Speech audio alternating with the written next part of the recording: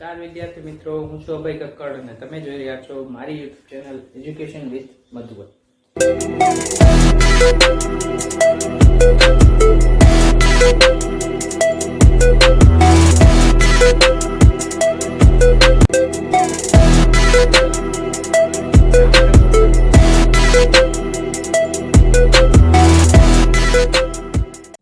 Hello students, this is Abhay Kakkad and you are watching my YouTube channel Education with Madhuban.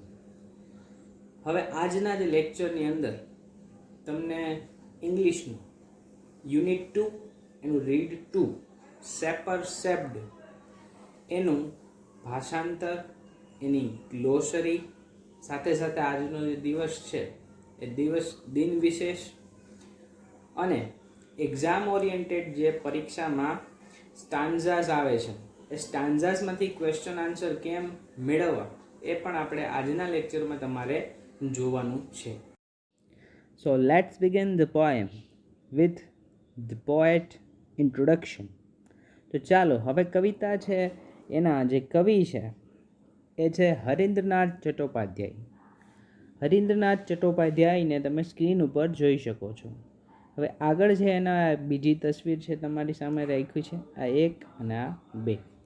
હવે હરીન્દ્રનાથ ચટ્ટોપાધ્યાય છે એ પોતે અંગ્રેજી ભાષાના કવિ હતા, સાથે સાથે એક એક્ટર હતા, નાટ્યકાર પણ હતા, સંગીતકાર હતા અને અગત્યની વાત તો એ છે કે લોકસભાના સભ્ય પણ હતા. તો આ છે આપણા જે આજની જે કવિતા ભણવાના છે એના સર્જક કવિ એવા શ્રી હરીન્દ્રનાથ ચટ્ટોપાધ્યાય. તો તેમનો જે આ ટૂંકો પરિચય છે મેં તમને આપ્યો. અને બીજું એક હજી એના વિશે ખાસ વાત કહી દઉં, અગત્યની વાત, કે ભારત સરકાર દ્વારા એમને પદ્મશ્રીનો એવોર્ડ પણ એનાયત કરવામાં આવેલો હતો. તો આ હતા આપણા કવિ, આપણી કવિતા જે આજે ભણવાના છે એના કવિ હરીન્દ્રનાથ ચટ્ટોપાધ્યાય. હવે બીજી વાત કરીએ આપણે આજના દિન વિશેષની. તો આજે 16 મે તરીકે કોઈ યાદ ના રાખતા મિત્રો, પણ મે મહિનાનો 3rd સેટરડે, કયો મે મહિનાનો 3rd સેટરડે, ત્રીજો શનિવાર, એટલે armed force day. Armed force day છે એના વિશે તમને કહી દઉં કે તમે જોઈ શકો છો સ્ક્રીન ઉપર બતાવેલું છે તમને કે જે લોકો આપણને સર્વ કરે છે, જે મિલિટરી ફોર્સિસ છે, જુદી જુદી ફોર્સિસ છે, સિક્યુરિટીઝ છે, એનો દિવસ એટલે આર્મ્ડ ફોર્સિસ ડે. બીજું પણ આપણે અહીંયા ચિત્ર જોઈ શકીએ છીએ આર્મ્ડ ફોર્સિસ ડે. તો આ હતો આજનો દિન વિશેષ, જેના વિશે મેં તમને જણાવ્યું. હવે આગળ આપણે વધશું, એની અંદર આપણે આગળ જોશું એ છે ગ્લોસરી. તો સૌથી પહેલાં ગ્લોસરી છે એ આપણે હવે જોશું.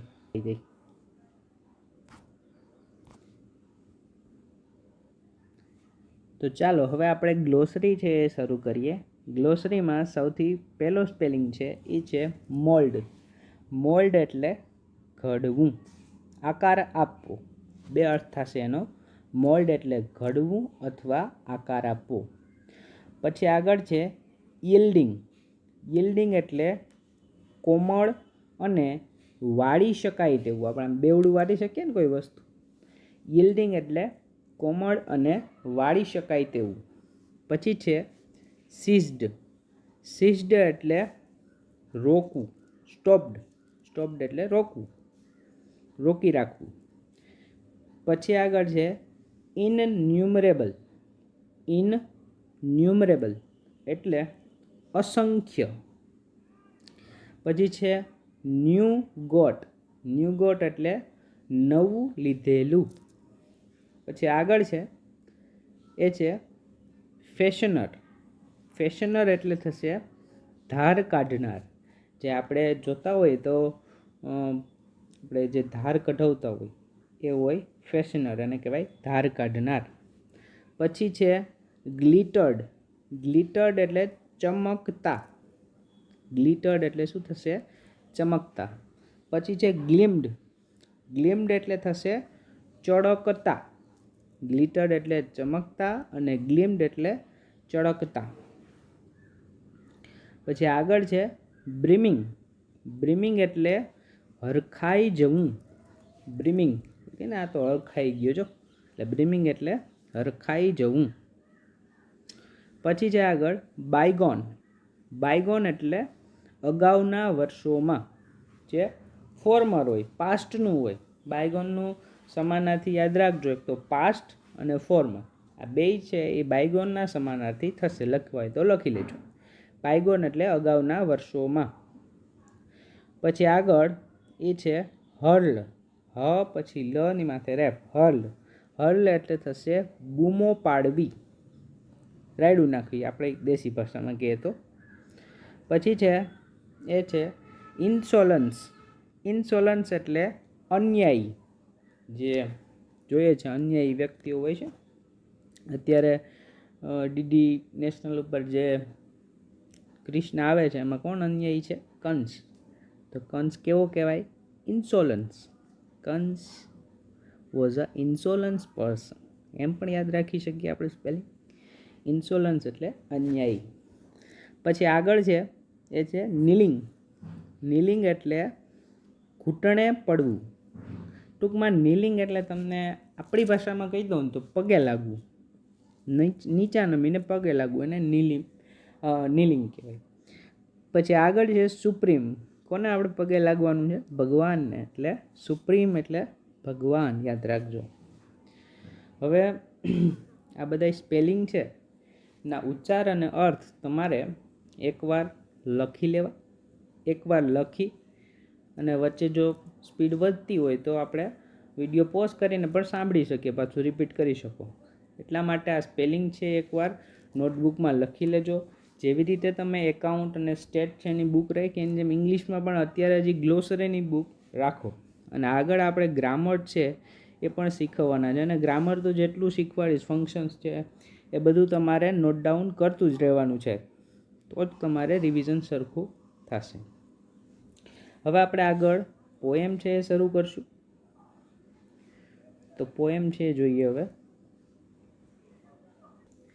તો હવે આપણે પોએમ છે શરૂ કરશું. પોએમ શરૂ કરીએ એ પહેલાં જે હરીન્દ્રનાથ જે છે, હરીન્દ્રનાથ ચટ્ટોપાધ્યાય, એના વિશે તો મેં તમને અગાઉ કહી જ દીધું છે.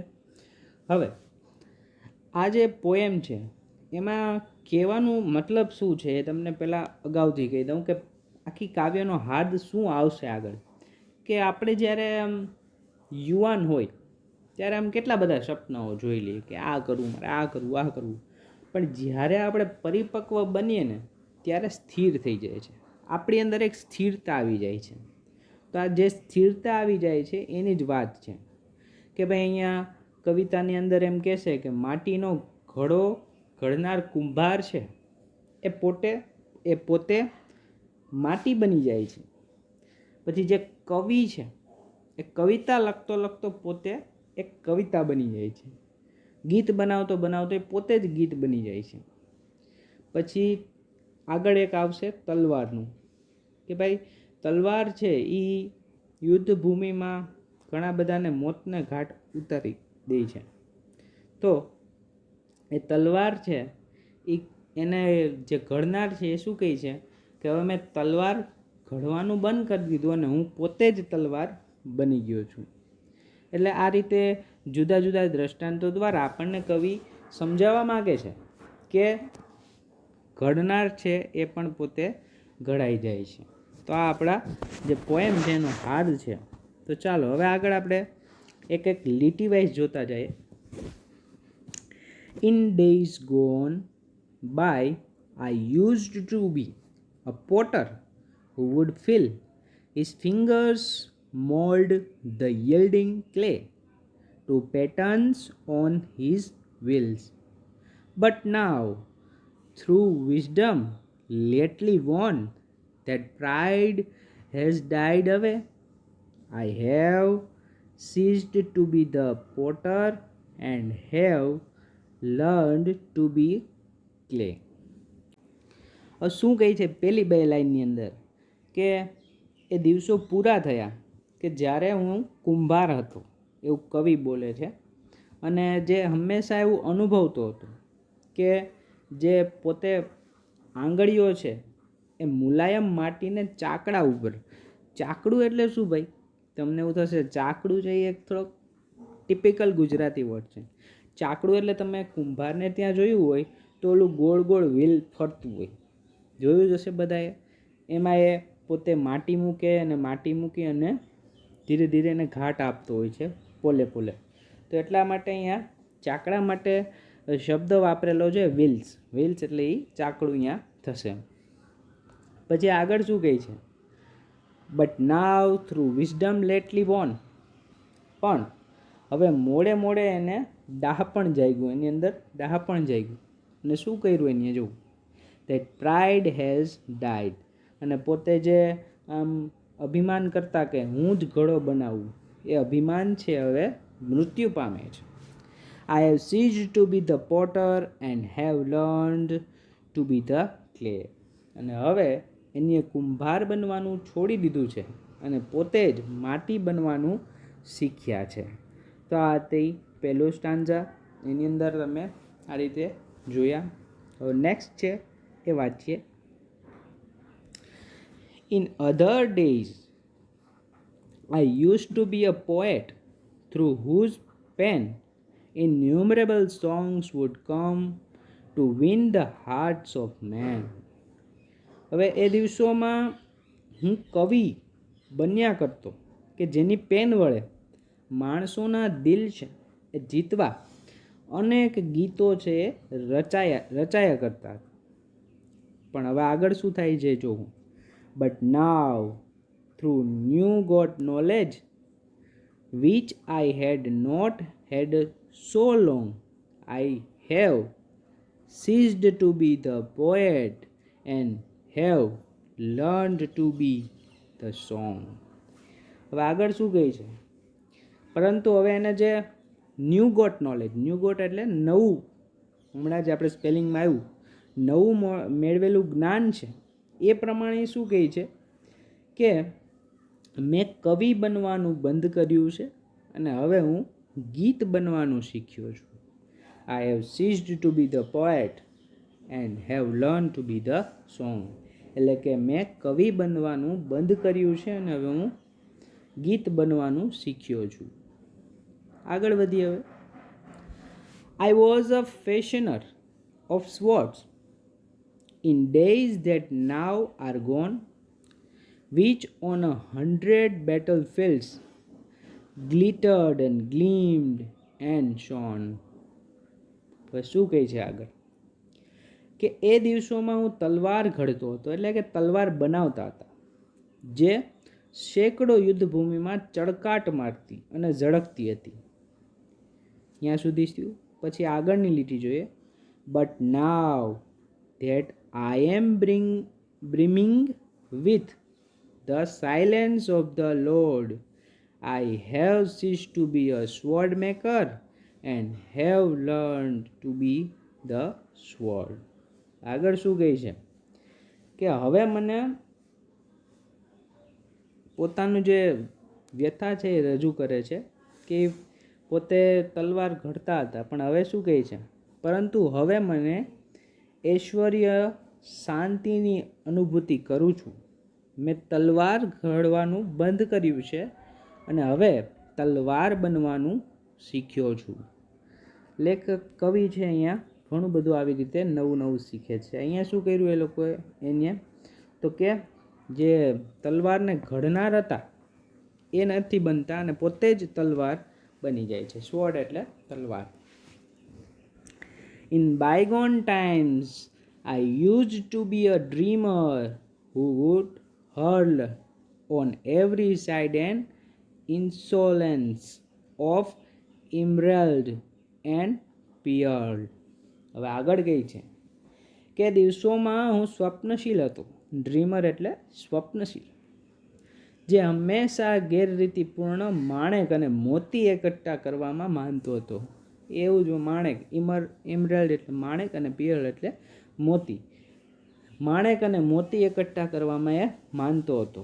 But now that I am kneeling at the feet of Supreme, I have ceased to be a dreamer and have learned to be the dream. શું કહે છે? સરસ વાત કરે છે છેલ્લે કે પણ હવે આઈ એમ નીલિંગ એટલે આપણે કીધું હમણાં કે પગે લાગવું, કે હું પગે લાગુ છું. કોને પગે લાગુ છું? તો કે ઈશ્વરને હવે હું પગે લાગુ છું. અને મેં સ્વપ્નાઓ જોવાનું બંધ કર્યું છે અને હું હવે સ્વપ્ન બનતા શીખી ગયો છું. સ્વપ્ન જોવાનું બંધ કર્યું છે અને સ્વપ્ન બનતા શીખી ગયો છું. આવી સરસ મજાની વાત છે એ આપણને હરીન્દ્રનાથ ચટ્ટોપાધ્યાય સુંદર મજાના શબ્દોથી સમજાવી. આ તો વાત થઈ આપણી કવિતા હતી એના ભાષાંતર. હવે જે મેઇન વસ્તુ આપણા કામની છે, પરીક્ષામાં પણ ઘણી વખત પૂછાય જ છે કે કાવ્યની જે લાઇન્સ છે, સ્ટાન્ઝા છે, આપેલ હોય છે અને એમાંથી તમારે ક્વેશ્ચન આન્સર ગોતવાના હશે. તો હવે આપણે આગળ સ્ક્રીન ઉપર એવા સ્લાઇડ્સ છે મૂકશું અને એમાં જોશું કે કઈ રીતે કાવ્ય છે એના ક્વેશ્ચન નીકળે અને એમાંથી આન્સર તમે કઈ રીતે આપી શકો. તો ચાલો હવે આપણે શરૂ કરીએ એક્ઝામ ઓરિએન્ટેડ ટેક્સ્ચ્યુઅલ જે એક્સ્ટ્રા પ્રેક્ટિસ છે એના વિશે વાત કરીએ.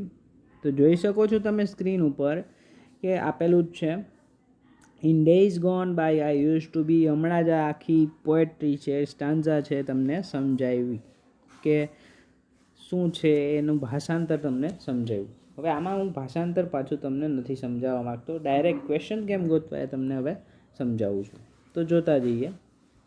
What did the Potter do? એનું ગુજરાતી જોઈએ કે પોટર છે એ શું કરતા હતા. તો અહીંયા જ કીધું છે આગળ કે કઈ રીતે એ પોતે શું કરતા હતા પોટર. તો આમાંથી ગોતવાનો છે. તો જો પહેલાં તો આન્સર છે એની શરૂઆત કેમ કરવી એ તમને આજે શીખવાડી દઉં કે પહેલાં તો what did the Potter do. તો આપણો જવાબ છે એ ક્યાંથી શરૂ થવાનો છે? ધ પોટર, જો પ્રશ્નમાંથી જ આવ્યું, used give different shapes he to the clay, જે છેલ્લે CLAY છે ક્લે, થોડુંક ઝૂમ થઈ ગયું છે વધારે, CLAY clay, on his wheels. હવે આખું સમજો શું થશે કે ભાઈ પોટર છે એ શું કરે છે તો કે give different shapes he to the clay on his wheels, કે જે ઓલું ચકરડું છે બરાબર, એની અંદર જે ગોળ ગોળ ફરતું એમાં જુદા જુદા શેપ્સ છે એ પોટર આપે છે. નેક્સ્ટ ક્વેશ્ચન નંબર 2 જોઈએ. Which is or are the rhyming words on word pads? Rhyming words વિશે મેં તમને અગાઉ જણાવેલું છે કે રાઇમિંગ વર્ડ્સ કોને કહેવાય. તો અહીંયા આગળ જે રાઇમિંગ વર્ડ્સ છે એ જોઈએ ગોતવાના છે ક્યાં ક્યાં આવશે. તો રાઇમિંગ વર્ડ્સ છે એક તો ક્લે, મળ્યું બધાને, ક્લે અને અવે, એટલે પછી બીજું એક શું છે વિલ અને વિલ એ છે અને બીજા છે ક્લે ને અવે. તો આ રીતે આપણે રાઇમિંગ વર્ડ્સ છે એ જોઈ શકીએ છીએ. તો એ મેં તમને કીધા. ચાલો હવે આપણે હજી એક નેક્સ્ટ જે છે એ જોશું, બીજી એક પિક્ચર છે જોશું, એના ઉપરથી પણ સ્ટાન્ઝા વિશે સમજાવીશ તમને હું. So let's see the second stanza. In other days I used to be a poet through whose pen. એટલે આ કયું જે છે મેં તમને સમજાવ્યું હતું કે જ્યારે કવિ છે એ કવિતાઓ લખતા ત્યારે એ વાત છે આપણે હમણાં જ સમજાવ્યું કે પોતે ગીત બનવા માગે છે.